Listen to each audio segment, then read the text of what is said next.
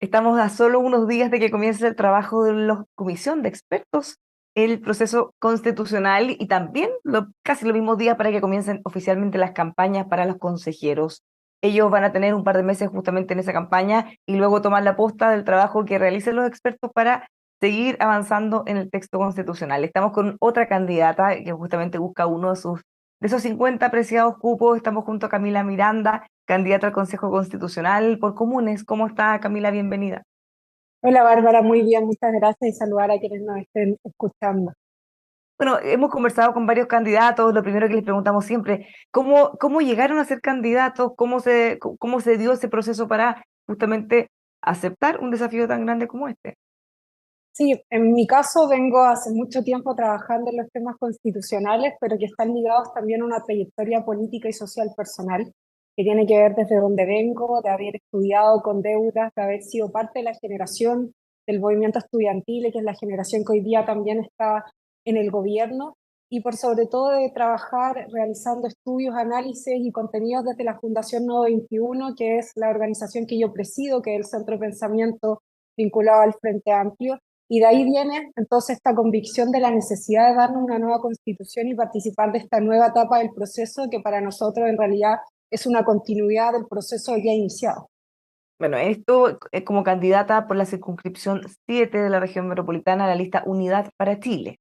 Va a Así estar, es. va a estar compleja esa elección, al igual que todas las regiones. Estamos hablando de territorios muy amplios. Se va a usar el sistema de elección del Senado. ¿Cómo ve usted esas dificultades propias de hacer campaña justamente con, me imagino que menos recursos de lo tradicional, le va a pasar a todos los candidatos también? O sea, este es un desafío por varias razones. Primero, porque es una nueva oportunidad y ya hubo un proceso y entonces hay que también conversar sobre la necesidad y la urgencia de que este proceso le vaya bien y tengamos una constitución que sirva. Ese es un primer diálogo ciudadano que hay que establecer y que no va a ser sencillo porque tenemos que ser claras en que hoy día todas y todos estamos agotados, pero también tenemos que ser claros en que es urgente sí darnos un marco constitucional porque hay muchas herramientas que hoy día el Estado no tiene para accionar en momentos de crisis. Y hemos tenido crisis permanente en el último tiempo, tanto respecto a resolver problemas democráticos, como tener herramientas del plebiscito, tuvo que haber un acuerdo de los partidos políticos para darle una salida a una crisis social. En el caso de los incendios, había una buena respuesta del gobierno, pero también faltan herramientas hoy día en materia de reconstrucción. En materia de seguridad para enfrentar el crimen organizado, desde luego se requieren un Estado que funcione. Entonces me parece que un desafío muy importante tiene que ver con esa reconexión, pero también con una reconexión que empatiza, porque todas y todos efectivamente estamos cansados, pero sabemos que también es un problema para el país quedarnos con la constitución actual y no hacer este cambio y no materializar aspectos que ya son consensos para la sociedad, como el Estado social, como la paridad, como tener derecho a la vivienda. Entonces creo que ese es un primer desafío de reconexión y de trabajo con la ciudadanía. Creo que también hay que sincerar que hubo errores en el proceso anterior y desde el sector en que yo me circunscribo asumimos esos errores y por eso creemos que hay un desafío de reconexión muy importante, porque lo que se trató la apertura de este proceso es poner en tensión que la forma en que vivimos hoy día es normal y que los cambios no son necesarios. O sea, que la deuda es lo fundamental para llegar a fin de mes, que si yo me enfermo tengo que recurrir a hipotecar una vivienda o lo que tenga y que no tengo un sostén, digamos, general para tener certeza en la vida. Entonces creo que es importante esa reconexión y es importante que la nueva constitución sirva. Y efectivamente es un desafío grande porque una circunscripción, o sea, es la región básicamente esta elección y obliga, ¿cierto?, a usar todos los medios posibles para comunicarse y llegar a dialogar con la ciudadanía. Bueno, hablemos después de la campaña propiamente tal, pero ahora en cuanto a contenidos, ¿cómo se paran ustedes frente a este nuevo proceso? Porque sabemos, ustedes, o muchos de los que estuvieron por el apruebo, habían, no sé si todo o parte importante de lo que se propuso les gustaba. Entonces, ¿cómo enfrentar lo que viene? ¿Qué cosas proponer? ¿Qué se aprendió de lo que se rechazó, por ejemplo? A ver, primero yo creo que el problema del proceso anterior no es la extensión y la profundidad de los contenidos, el problema es la desconexión con la ciudadanía, que sus demandas estuviesen presentes no solo en términos del texto, que muchas estaban, sino que el proceso mismo, porque también de lo que se tratan los procesos es cómo las instituciones muestran que pueden tener otras prácticas políticas y pueden escuchar y ser representativas de la ciudadanía. Yo creo que ese fue un problema profundo y fundamental. Y en este nuevo proceso, yo creo que así como hay que recoger lo trabajado, porque hubieron profundos debates y participación de la ciudadanía en el debate de la Convención Constitucional, hay que recoger los debates previos del proceso de Michelle Bachelet, pero también todo el debate que lleva largos años construyéndose en materia de derecho. En ese sentido, es un insumo que para nosotras va a ser valioso para plantear la conversación constitucional, pero desde los desafíos que hoy día tenemos, porque este es un nuevo proceso. Y así desde la lista nosotros participamos, en este caso yo participé directamente en el proceso de construcción de consensos programáticos del oficialismo para enfrentar el proceso constituyente que viene y que se estructura en 5 ejes, que tiene un Estado social y democrático con lo que significa, y me parece importante remarcarlo porque hoy día hay algunos que están pasando gato por liebre en decir que es compatible con la subsidiariedad. También trabajamos un sistema político que habla de un régimen más democrático que produzca estabilidad. Trabajamos una economía sostenible, con el cuidado del medio ambiente, trabajamos igualdad de género, con el reconocimiento del trabajo que realizan todas las mujeres, y también trabajamos una cápita que nos parece muy importante para conectar con la ciudadanía, que tiene que ver con los abusos. ¿Qué instrumentos tenemos para enfrentar los abusos? Y ahí hay que reconocer que en el proceso de la Convención Constitucional se hizo un trabajo profundo y muy rescatable respecto de herramientas para enfrentar los abusos, de quienes pueden participar en la política, de qué sanciones efectivas tiene quien comete corrupción. Bueno, objetivamente en este nuevo proceso que es muy distinto por muchas razones, en el procedimiento, en cómo va a funcionar, que hay un consejo de expertos, un comité de admisibilidad, entre varias cosas. Bueno, una de las principales novedades es que no van a partir de una hoja en blanco, van a partir desde unas bases constitucionales y varias de ellas, como usted dice, ya contienen algunos avances, algunas cosas que se habían establecido en la discusión anterior. O sea, ya no va a ser un tema de debate, por ejemplo, el Estado Social y Democrático de Derecho, si la bajada, cómo se va a implementar o qué significa en la práctica eso. O sea, me parece que es valorable que partamos de la base de que va a haber un Estado social y democrático de derecho. Y por eso yo llamo a la responsabilidad a la lista de Chile Seguro, que es la de Chile Vamos, y otras listas que están planteando hacer interpretaciones de que eso es compatible con la subsidiariedad. Y es absolutamente falso que podamos plantear una compatibilización entre un Estado social y un Estado subsidiario. Y aquí muchos han usado el ejemplo de Alemania. Y aquí me parece importante hacer una precisión. Así como en Chile usamos taco para decir que hay un atascamiento de los autos, en México se usa taco para decir que es la tortilla. Bueno, se usa el ejemplo de Alemania, en este caso por Chile Seguro, para decir que es compatible la subsidiariedad con el Estado social, pero allá la subsidiariedad se usa en términos de cómo se organiza políticamente el poder. Y entonces, por ejemplo, en la definición si el ferrocarril lo construye la Unión Europea o lo construye un país concreto. Y dentro de un país como en Alemania, si el ferrocarril lo construye el Estado central o los locales. Entonces eso es muy distinto a la discusión que tenemos en Chile. Yo les invitaría a transparentar también de qué subsidiaria estamos hablando y por qué podría ser compatible con una idea de donde un Estado construye una red de protección para la que lo que sea antagónico al Estado subsidiario es tener un Estado donde vivimos sin endeudarnos para llegar a fin de mes. Pero se corre aquí de nuevo el riesgo de la desconexión y le pregunto por qué en este debate de subsidiario, ¿no? Al final la gente o no entiende o no le importa, lo único que quieren saber es, bueno, vamos a tener más derechos, los van a garantizar, ¿quiénes los van a proveer? ¿Voy a poder acceder al privado, al público? Al final quizás eso va a ser un desafío muy grande respecto a cómo se abordan los temas, no quedarse pegado en el concepto, sino más bien en qué implica para la gente. Si no, no O puede sea, volver a pasar lo mismo. por supuesto que hay un desafío que tiene que ver con cómo esta conversación, que es de definiciones fundamentales para cómo entendemos el Estado que se tiene que dar entre quienes participan del proceso, y espero estar ahí, pero para la ciudadanía efectivamente esto tiene traducciones concretas. En definitiva significa que o nos mantenemos con la lógica actual de que si no tengo los fondos suficientes tengo que hipotecar mi casa para poder pagar un cáncer y que me mantengan más rápido, o no. Esa es la diferencia.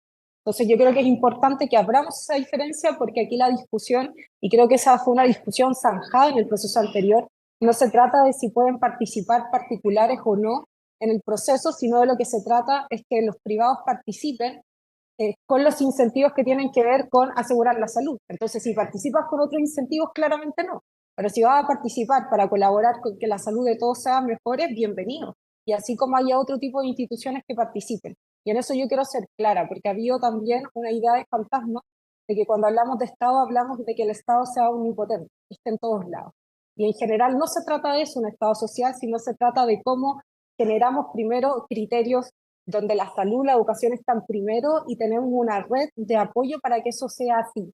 Y también permita entonces en nuestro ámbito de autodeterminación de libertad definir también cómo optamos, pero hoy día no hay una posibilidad de optar. Entonces yo creo que es importante esta conversación que a veces se puede ver como abstracta, como una pugna entre social y subsidiario y algo que incluso algunos le dicen ideológico, tiene concreciones y materialidad muy puntuales en la vida de todos. Ahora, mirando el texto rechazado, ¿qué cosas cree usted que se pueden rescatar más allá de lo que ya comentamos, que está incluso en las bases constitucionales, pero del Sí, resto? me parece que toda la parte que tiene que ver con los abusos es fundamental de rescatar. Aquí se entregaban mayores atribuciones a las instituciones para perseguir la corrupción, se entregaban mayores atribuciones para que ciertos delitos vinculados a la acción política, pero también al abuso a veces que es empresarial y colusión de las empresas tenga medidas concretas que den la sensación de que no hay impunidad, que hay justicia. Y también me parece muy importante, ahí habían elementos de requisitos para participar de los espacios públicos y sobre todo de representación, que tenía que ver con ciertos criterios básicos de convivencia, ¿cierto? No estar procesado por, o sea, no procesado, sino condenado por algunas causas de corrupción, de fraude, pero también se incorporaba violencia intrafamiliar, violencia de género. Entonces me parece muy importante que eso también esté. Y lo otro que creo que es sustantivo es que el trabajo de la Convención Constitucional fue muy rico en abrir una discusión que no teníamos en Chile sobre cómo protegemos el medio ambiente. Entonces, si bien probablemente el nuevo texto no tenga la misma estructuración y el mismo desarrollo, sí estableció y desarrolló toda esa conversación, es decir, cómo protegemos el agua, cómo aseguramos tener un lugar donde vivir. Entonces, yo lo que más rescato del proceso de trabajo de la Convención Constitucional es que nos entrega un rico proceso de discusión y profundización de temas que nos van a permitir en el nuevo proceso decir, bueno, esto lo garantizamos de esta forma, esto no, y esto queda como materia de trabajo legislativo para el futuro. Justamente, siempre lo hemos dicho, mirando después esto en retrospectiva, cuando hayan pasado varios años, se va a ver como una continuidad, muchas cosas de las que se discutieron y que fracasaron se enterrarán, otras se rescatarán, pero de alguna manera hasta las cosas más malas representan oportunidades, que ojalá se pueda aprovechar bien en esta instancia. Así es, yo creo que fue un proceso rico también en abrir las discusiones. O sea, creo que hay algo que relevar, que hace 5 años era impensable que estuviésemos hablando primero de una constitución y metiéndonos en dimensiones que son complejas también de discutir. ¿Cómo queremos que se resuelva nuestra dimensión de seguridad social? ¿Cómo queremos que se organice el Estado? ¿Qué lugar tenemos las mujeres en las posiciones de poder? Entonces yo creo que eso es rico en el debate y por eso hay que recuperar en este nuevo proceso esas razones. O sea, nosotros no entramos a darnos una nueva constitución porque se nos ocurrió, sino porque hay una necesidad y la constitución actual, incluso por todos los sectores, ha sido declarada como muerta. Entonces estamos trabajando y navegando con una constitución que no nos da herramientas y que nadie reconoce. Entonces por eso es una obligación, a mi parecer, darse este proceso y jugársela porque el Estado social signifique algo y sea una constitución que sirva. Ahora, mirándolo desde el otro punto, porque hablamos de las cosas para rescatar, las cosas que no, las cosas que se rechazaron y probablemente, bueno, harto hubo del estilo, de la forma de trabajo. eh, Otros critican que trató de ser demasiado maximalista, trataron, quizás desconfiando de los que venían después, tratando de amarrar lo máximo detalles posible. ¿Cómo ve que vamos a estar en este nuevo proceso frente a eso? O sea, yo creo que justamente con el proceso de discusión que hubo, esta es una oportunidad para poder concretizar ciertas dimensiones y priorizar y jerarquizarlas en el debate constitucional. Entonces, yo no hablo tanto de lo que salió mal o que salió bien. Yo creo que eso nos deja aprendizajes, por ejemplo, en el tratamiento de nuestra relación con los pueblos originarios. Nos deja muchos aprendizajes de un debate que recién se abrió con, digamos, con la amplitud que tuvo en el proceso constitucional. Y yo creo que harto también de las preguntas, interrogantes e incluso miedos que habían tiene que ver con un debate que estamos recién abriendo y que estamos muy atrasados en dar. Entonces yo creo que hay que recoger ese debate y ver de qué forma entonces les reconocemos y de tal forma que no sea solo simbólico, sino que sea efectivo y que también conviva con las expectativas que tienen todas y todos los ciudadanos de Chile. Yo creo que ese es el ejercicio básicamente que va a haber que hacer, porque creo que si hay un consenso en que hay que reconocer a los pueblos originarios que tienen que tener participación política, y entonces la tarea ahora es, recogiendo la experiencia del debate que tuvo la Convención Constitucional, cómo se contempla en la nueva Carta Fundamental. hubo una paradoja ahí justamente, porque una de las principales críticas masivas que se escuchaba es que era demasiado pro pueblos originarios. Bueno, pero cuando vimos después los resultados de las votaciones en las zonas con más pueblo originario, la rechazaron, pero con mucha fuerza. ¿Cómo se explica eso? ¿Cómo hacer algo distinto ahora o cómo detectar qué es lo que falló?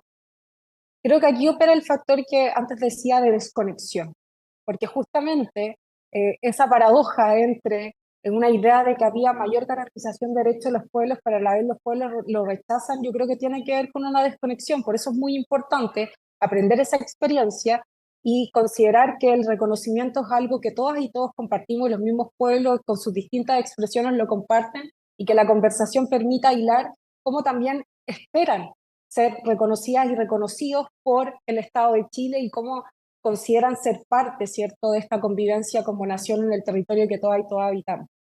Claro, quizá ahí se cometió el error que hablamos antes de ir demasiado al concepto, porque, claro, el reconocimiento del pueblo originario es algo que viene sonando hace mucho tiempo, pero quizá eso es muy distinto a tener sistemas de justicia que los denominaban como paralelos, por ejemplo, o muchas de las otras cosas que finalmente en la práctica, en las vidas propias, comunes, concretas, no les cambiaba la vida, no se hacía cargo como de sus dolores principales. Pues por lo mismo yo soy insistente en que creo que el mayor problema del proceso anterior tiene que ver con la desconexión, no tanto con la riqueza de las discusiones que se dieron, la profundidad de esas, los procesos participativos que hubieron, sino esa desconexión, porque una constitución sirve en la medida que interpreta un marco común de convivencia de todas y todos quienes habitamos este país, y eso implica diálogos, también diferencias, pero implica construir entonces ese marco común. Otro aspecto que generó frustración y que hay que ver cómo se va a abordar ahora para que no ocurra lo mismo es la participación ciudadana. Se generó mucha expectativa, la gente trabajaba, de hecho muchos estuvimos mirando con atención las iniciativas populares que lograron tener miles de firmas y que después fueron discutidas en solo unos minutos y despachadas. Sí, o sea, yo creo que ahí hay un aprendizaje que también se saca del proceso anterior de que la participación no es solo ir a participar, es decir, ir a la audiencia pública, votar y proponer una iniciativa popular de normas, sino que primero tiene que haber mucha claridad de para qué y cómo se va a usar, porque si no tú invitas a alguien a frustrarse y desencantarse de nuevo de la política. Si tú le invitas y eso no sirve para nada, es una señal de mayor desafección. Entonces creo que este proceso que es acotado en participación tiene que ser muy claro en para qué y cómo se va a usar esa participación a la cual se le invita a la ciudadanía. Y en segundo lugar, yo creo que hay elementos básicos en la relación entre las instituciones y las personas que tiene que ver con la devolución. Yo creo que hay cosas tan básicas como decir, recepcionamos tus ideas van a formar parte de la historia del debate constitucional de Chile, que es algo importante. O sea, tú eres parte de esta historia y además lo que tú plantees va a ser trabajado por, en este caso, el Consejo Constitucional como un insumo para el debate constitucional, es decir, dejar claro para qué es esa participación. Entonces yo creo que eso es fundamental y es algo que, si bien en el proceso anterior hubo una riqueza participativa, también por los tiempos y el diseño de funcionamiento del reglamento que tuvo ese proceso, no logró expresarse de la mejor forma y eso también, a mi parecer, colaboró con generar una distancia porque hubo una gran invitación a ser parte del proceso y luego no hubo, ¿cierto?, una recepción clara de esa invitación. Bueno, ahora tenemos un reglamento ya preestablecido antes de, ahí se va a ahorrar también bastante tiempo. Camila, finalmente quedan muy pocos días para que comiencen las campañas. ¿Cómo tienes pensado el despliegue y cómo enfrentar estos 2 meses? Es poquito tiempo. Y para mí lo primero es hacer una invitación a todas y todos a recordar las razones de por qué necesitamos una nueva constitución. Y ese es un punto de partida, porque creo que no tenemos que olvidar que estamos en un nuevo intento, que no estamos partiendo efectivamente tras una movilización social que tenía mucha efervescencia y expectativa de este proceso, estamos partiendo al revés, con cansancio, con desconfianza. Entonces, primero, yo voy a hacer una invitación a reconectarnos y plantearnos por qué es necesario dar este debate y luego qué herramientas necesitamos que tenga este nuevo texto constitucional. Y desde ahí yo me voy a vincular y me voy a referir a la ciudadanía. Yo creo que, por ejemplo, el derecho al cuidado tiene que estar no solo porque sea una conquista del movimiento feminista muy importante, sino porque concretamente, por ejemplo, hoy día, cuando se está ingresando a clases ya masivamente estos días, hay muchas personas que no tienen cupo en salas cunas. Y eso es porque nuestro modelo de trabajo no está pensado para que haya cuidados y que eso sea articulado. Entonces, un derecho al cuidado significa eso. Entonces, ese va a ser para mí la invitación de conectar los derechos con las vivencias que tenemos materialmente y por tanto la necesidad de que esta Constitución nos dé herramientas. Camila, muchísimas gracias por conversar con nosotros. Ya lo saben, circunscripción 7, Unidad por Chile, por la región metropolitana en este caso. Que tenga una muy buena campaña, ya que es muy poquito. Muchas gracias, Bárbara. Saludos a todas y todos. Igualmente, vamos a seguir conociendo más candidatos, todos los que podamos, por supuesto, aquí en emol.com.